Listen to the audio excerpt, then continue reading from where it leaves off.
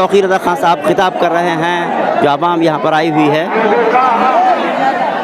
में अभी थोड़ी देर पहले इस्लामिया इंटर कॉलेज के ग्राउंड में यौम दुरूद का एहतमाम किया गया था। हम लगातार आपको लाइव तस्वीरें दिखा रहे थे, लेकिन इंटरनेट की वजह से, इंटरनेट की प्रॉब्लम की वजह से हम वो तस्वीरें आपको नहीं दिखा पाए। यौम दुरूद किस तरह हुई वो हम आपको दिखाएंगे, लेकिन उससे पहले मौलाना तौक़ीर रज़ा ख़ान ने इस यौम दुरूद के बाद क्या कहा वो सुनते हैं और देखते हैं उन्होंने क्या कहा। साथ ही इस वीडियो के बाद हम यौम दुरूद का पूरा प्रोग्राम आपको ज़रूर दिखाएंगे अगली क्लिप में।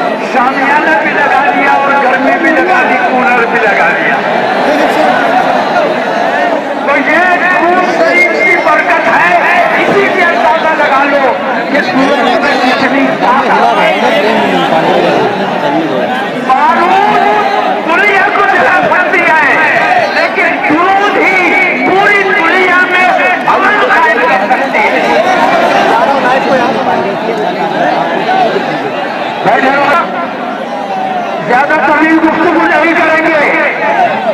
मुख्तसर में ये बता देना चाहते हैं इस्लाम दुश्मन ताकतों को, रसूल की शान में बेअदबी गुस्ताखी करने वालों को और तमाम लोगों को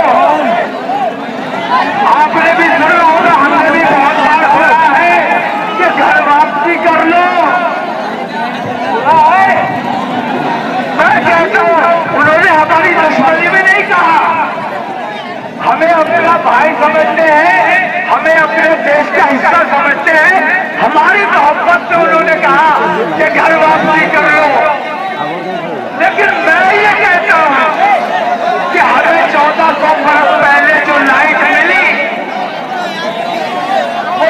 वो लाइट अभी तक नहीं पहुंची है।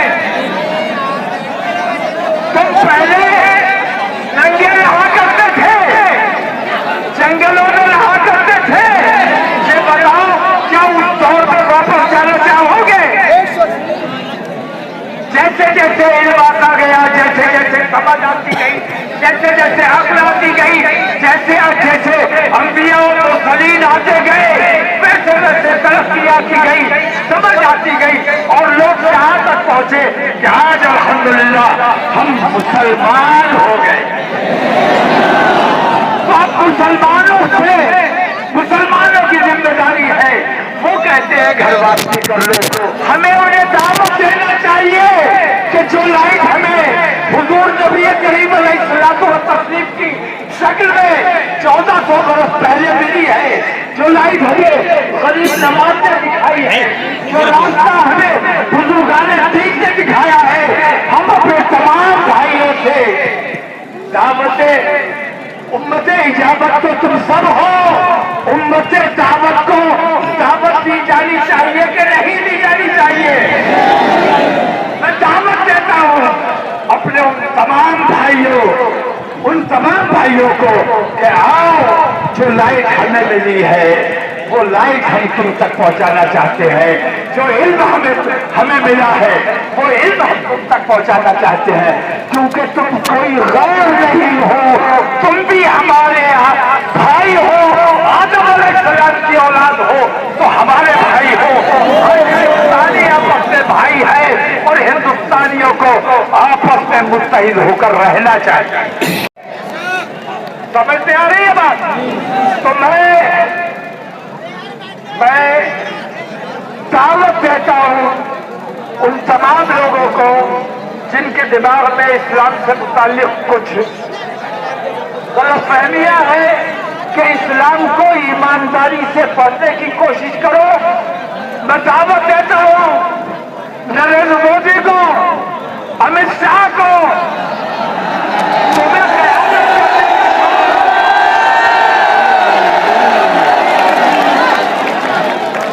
दावत देता हूं। हम तो वो है कि हमारे यहाँ ऊंच नीच नहीं है, छोटा बड़ा नहीं है। हमारे यहाँ सफाई कर्मी भी जब नमाज के वक्त मस्जिद में साफ होकर दाखिल होता है तो हमारे बराबर खड़ा होता है। हमारे यहाँ जूती काटने वाला जब नमाज के वक्त मस्जिद में आता है तो हमारे साथ खड़ा होता है, हमारा भाई है। हमारे यहाँ कोई तासुब नहीं है, हमारे यहाँ कोई ऊंच नीच नहीं है। मैं दावत देता हूँ कि इस्लाम को समझो, इस्लाम की तरफ मुतवज्जा हो जाओ। इस्लाम ही दुनिया में अमन व अमान कायम कर सकता है। नरेंद्र मोदी, अगर तुम ईमानदारी से मोक्ष का रास्ता चाहते हो, मोक्ष के मार्ग पर आना चाहते हो, तो दुनिया में वाहिद इस्लाम है जो निजात का रास्ता है। निजात के रास्ते पर आ जाओ, तुम्हारा दुनिया भी अच्छी हो जाएगी और तुम्हारा दीन भी अच्छा हो जाएगा। तुम्हें क़यादत करने का शौक है, हाकिम बनने का शौक है। हम बताते हैं कि कैसे हाकिम बनते हैं। तमाम मुसलमानों से मुखातिब हज़रत उमर याद है, पूरी तफसील याद है। हज़रत उमर जब हालत कुफ्र में थे, हर मुसलमान लेकिन बोलते थे कि जहां मोहम्मद सल्लल्लाहु अलैहि वसल्लम जहां मिल जाएंगे कत्ल कर दूंगा।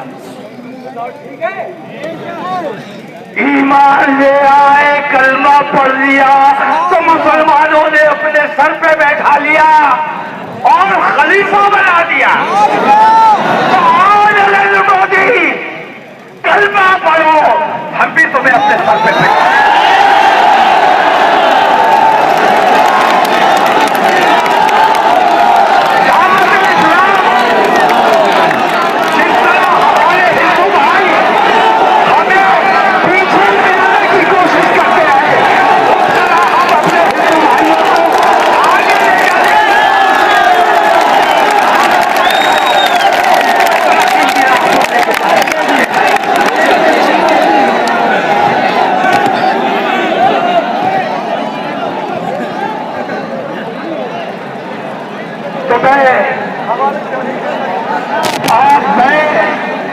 अपने तमाम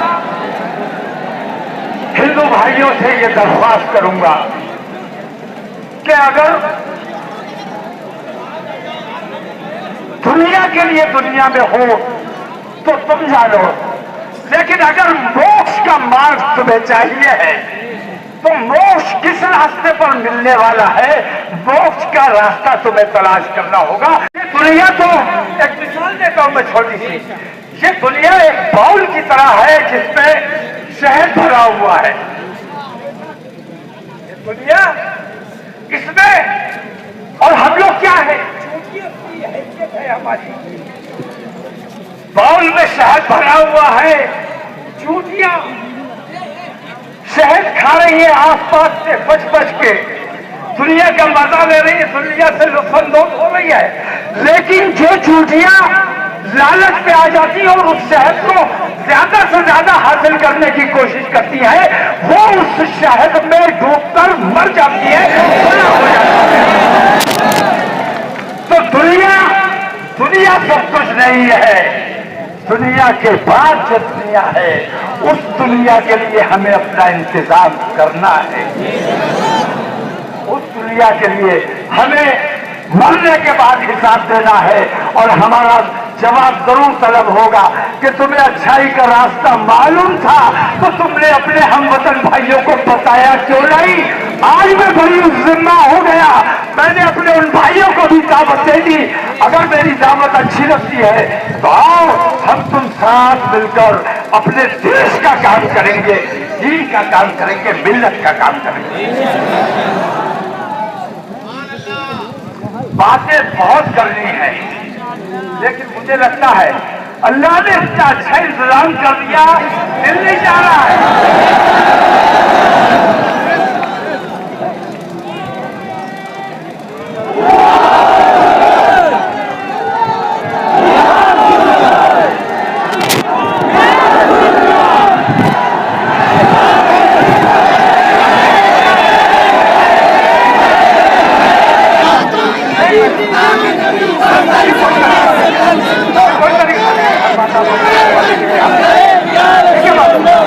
नाराज हो रहे हैं।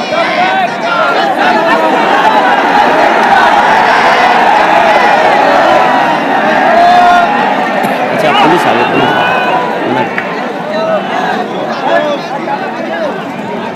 बताओ भाई, एक बात तुमसे पूछता हूँ, एक बात तुमसे पूछता हूँ मैं,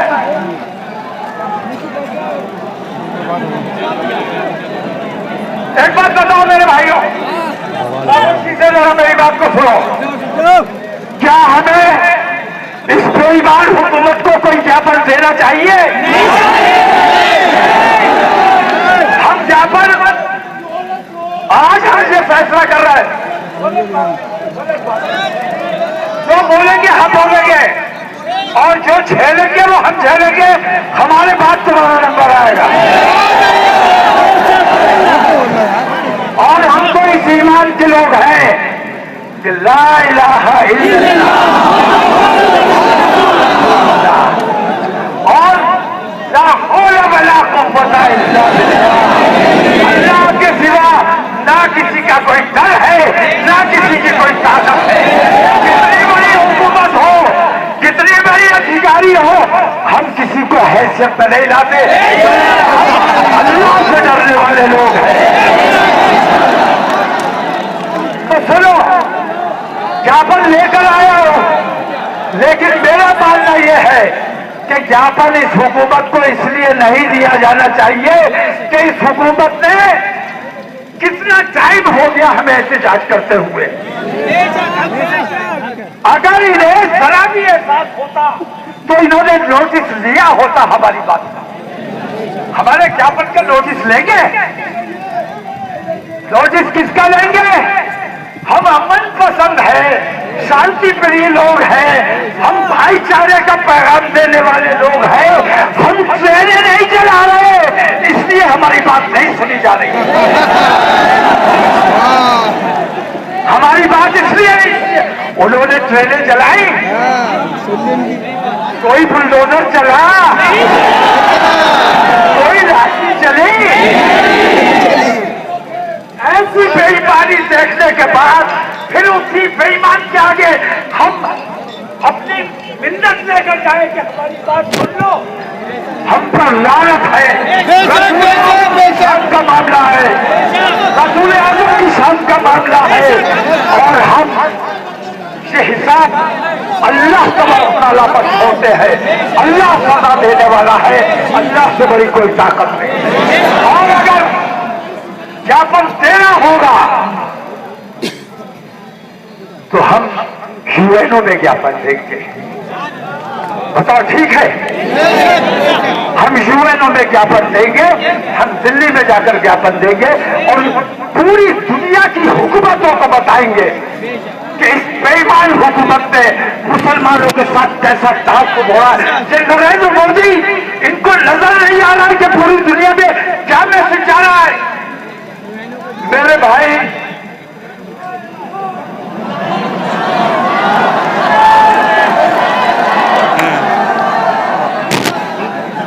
नरेंद्र मोदी को नजर नहीं आ रहा है कि पूरी दुनिया में देश की कितनी बदनामी हो रही है, हमें तकलीफ हो रही है। हमारा देश है, उनका अकेले का देश नहीं है।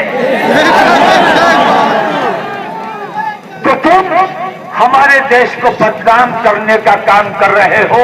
अब तुमसे कोई बात नहीं की जाएगी, अब तुमसे तुम्हारे साथ कोई मामला नहीं रखा जाएगा। अगर शिकायत की जाएगी तो इंशाल्लाह यूएनओ में शिकायत की जाएगी।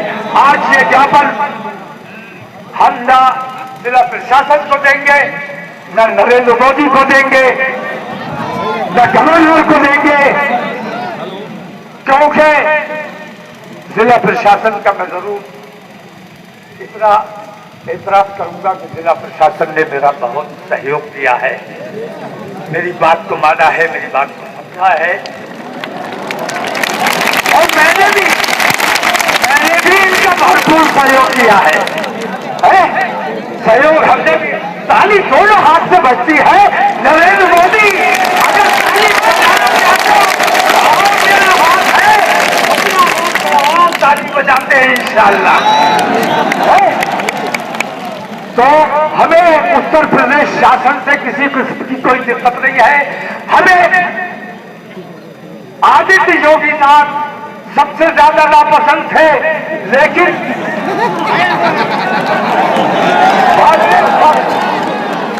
सबसे ज्यादा नापसंद थे नरेंद्र मोदी से भी ज्यादा।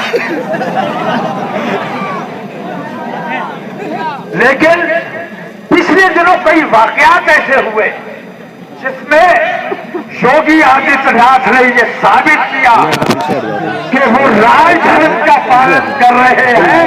उन्होंने अयोध्या में जो खुराफाती हिंदू आए थे, टोपियां लगाकर मुसलमानों को बदनाम करने के लिए, मस्जिदों को नापाक करने के लिए उन्होंने उन हिंदुओं को बेनकाब करके उन्हें गिरफ्तार करके जेल भेजने का काम किया। हम मुबारकबाद पेश करते हैं। हम बुराई की बुराई करने वाले लोग हैं, लेकिन अच्छाई करना भी हमारी जिम्मेदारी है। हम नाइंसाफी वाले लोग नहीं हैं।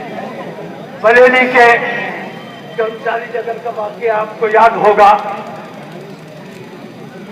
एक ने अपनी रिश्तेदार 6-7 साल की बच्ची का रेप किया और उसे मरा समझ लिया, और फिर उसने हंगामा शुरू किया कि मुसलमानों ने बच्ची का रेप करके मार डाला।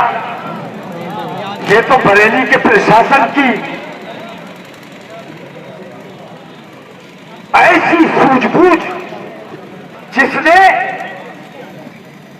उसे बेनकाब किया, खुद ही रेप किया था, खुद ही शोर मचा रहा था और दंगा कराने का माहौल उसने पूरा बना दिया था, लेकिन जिला पुलिस ने उसको बेनकाब करके जेल भेजने का काम किया। हम उसकी भी तहे दिल से शुक्रगुजार हैं। और जब अमल का और इंसाफ का काम होता रहेगा, हम तुम्हारे साथ थे और तुम्हारे साथ खड़े रहेंगे। बेईमानी हमसे बर्दाश्त नहीं होती है, ना हम बेईमान हैं, ना बेईमानी हम पसंद करते हैं। अगरचे मौसम भी ठीक है और शामियाना भी लगा हुआ है, लेकिन फिर भी मुझे आपकी तकलीफ का, आपकी परेशानी का एहसास है। मैं बात को ज्यादा तवील नहीं करूंगा, इतना कह के बात को खत्म करना चाहता हूं कि जो माहौल आज मैंने बरेली में दिखाया है, ये मैं 10 तारीख के जुमे में भी दिखा सकता था, मैं 17 तारीख के जुमे में भी दिखा सकता था, और मैंने जयपुर में भी जुमा नहीं था, ये जुमे से डर गए हैं।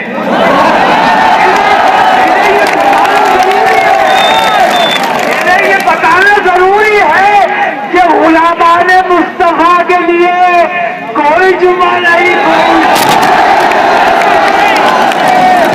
हम हर दिन गुलाम हैं, हर वक्त गुलाम हैं।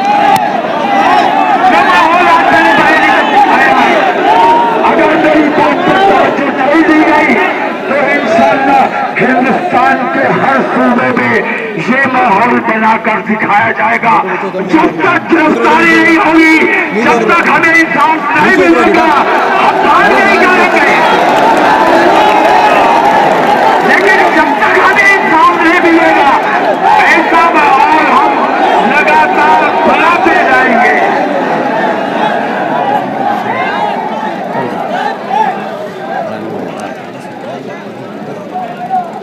रांची की माँ का आपने रांची की वो माँ याद है जिसका बच्चा 15 साल का बच्चा मार डाला गया,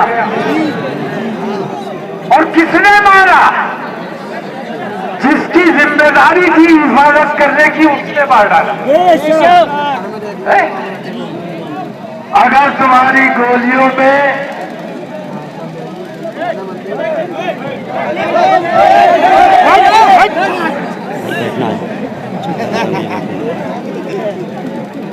गोलियां अगर हिंदू और मुसलमान देख के चले, बेईमानी और ईमानदारी देख के गोली चलाओ, चोर कौन है और शाह कौन है ये देखकर गोली चलाओ। मैं उन नौजवानों का भी पुरजोर हिमायत करता हूं। अग्नि अखले देखो कहां से लेके आए हैं, अग्निपथ हमारे नौजवानों का मुस्तकबिल तबाह करने का ठेका इस नरेंद्र मोदी ने लिया हुआ है। हमारे 4 साल की बेगारी, इसके खिलाफ जो लोग एहतजाज कर रहे हैं, मैं उन लोगों की हिमायत करता हूं, और इस अग्निपथ योजना को फौरी तौर पर बंद किया जाना चाहिए। उस औरत को याद करो मेरे भाइयों, मैं रोया हूं उस औरत के इकलौता बेटा, और फिर वो माँ कह रही है कि मेरा बेटा इस्लाम पर कुर्बान हुआ है, मोहम्मद की शान पर कुर्बान हुआ है। इस्लाम जिंदाबाद था।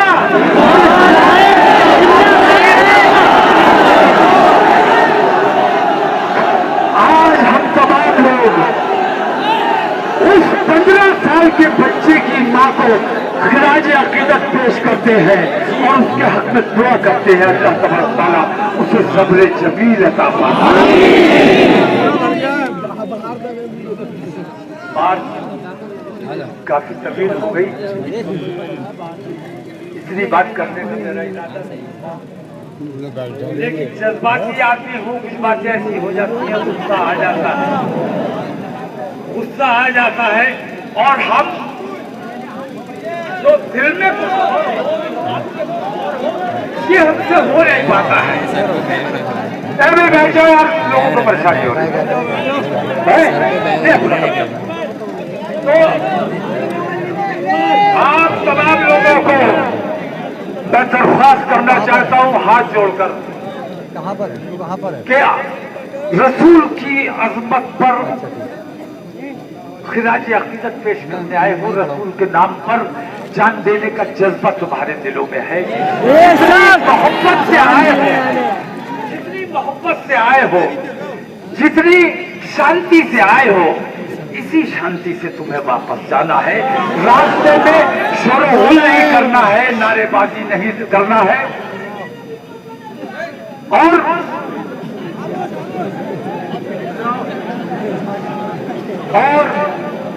जाने से पहले एक बार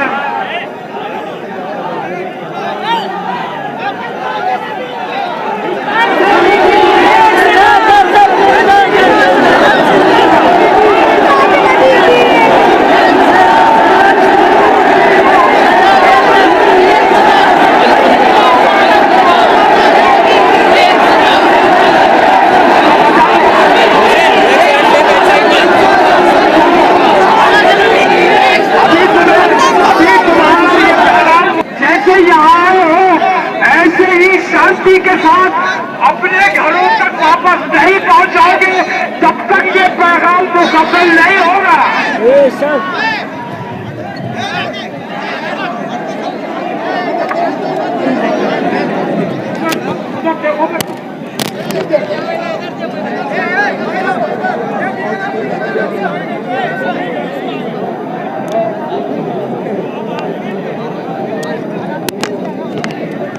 आखिर में मैं आप तमाम लोगों की जान माल इज्जत आबरू सब खुदा और रसूल के सुपुर्द करता हूँ, दुआ करता हूँ अल्लाह अपनी हिफ्ज़ व अमान में रखे, हमारे मुल्क की तरक्की हो, हमारे मुल्क में खुशहाली आए और इन बेईमानों के दिलों में अल्लाह तौफीक रफीक डालने की सूरत से कि ये अपने मुल्क में सबके साथ बराबरी का सलूक करने का इनमें शौक पैदा हो जाए। तो आप तमाम लोगों से हाथ जोड़कर मेरी दरख्वास्त है कि बहुत अमन के साथ, शांति के साथ, जब तक तुम घर नहीं पहुंच जाओगे मैं बेचैन